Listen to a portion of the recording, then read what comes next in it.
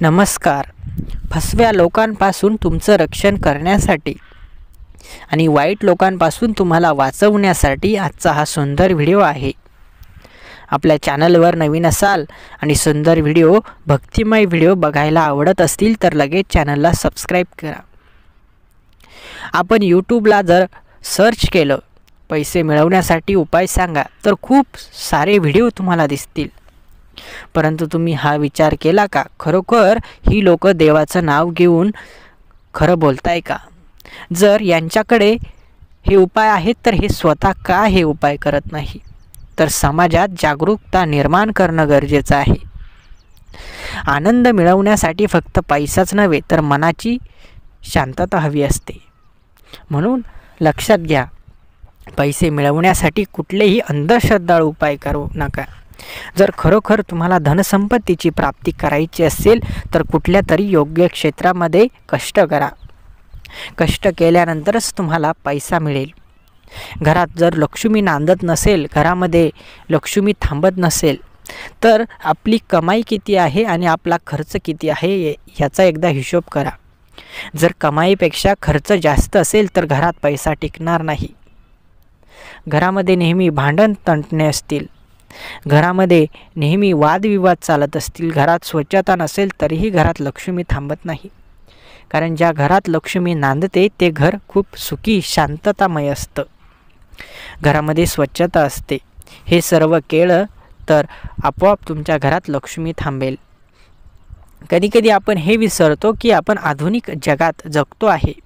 या जगात देवाचं नाव करून फसवणारे खूप लोक आहेत आणि आपण त्यांच्या जाळ्यात फसत चाललो आहे आणि आपण आपल्या धर्माला अंधश्रद्धेच्या जाळ्यात अडकवत आहे.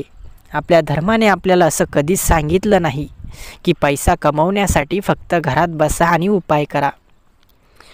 कुठलाही राजा असू द्या, कुठलाही देव असू द्या किंवा कुठल्याही प्रकारे मोठा व्यक्ती असू द्या, तो व्यक्ती आपल्याला संघर्ष करण्यासाठी प्रेरित करत असतो.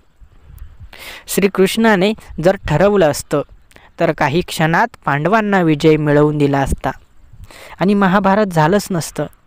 परंतु श्रीकृष्णाने प्रत्येकाला त्याचं कार्य समजावून सांगितलं आणि सर्व जगाला हा संदेश दिला की प्रयत्न केले तर काहीच अशक्य नाही. म्हणून प्रयत्न करत राहा.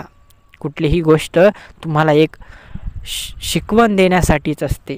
या जगात विनाकारण काहीच घडत नाही.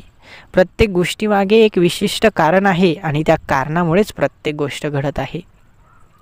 भगवंतावर जरूर विश्वास ठेवा, परंतु भगवंताचं नाव घेऊन फसवणाऱ्यांवर विश्वास ठेवू नका.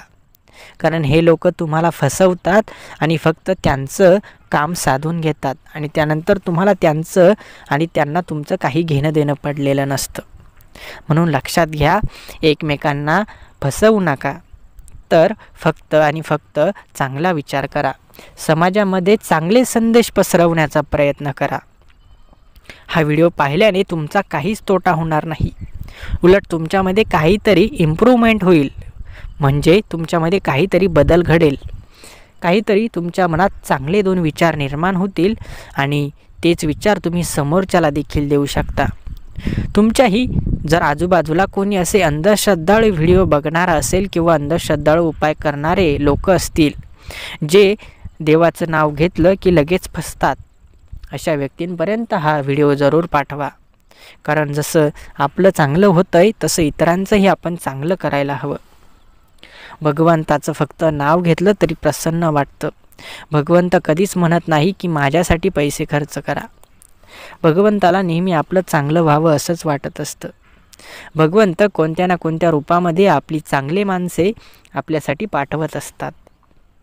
भगवंताच्या नावावर व्यापार करणारे खूप आहेत, परंतु भगवंताला योग्य प्रकारे समजून सांगणारे कोणीच नाही. तर लक्षात तुमच्या आलंच असेल की कसे माणसे ओळखायची.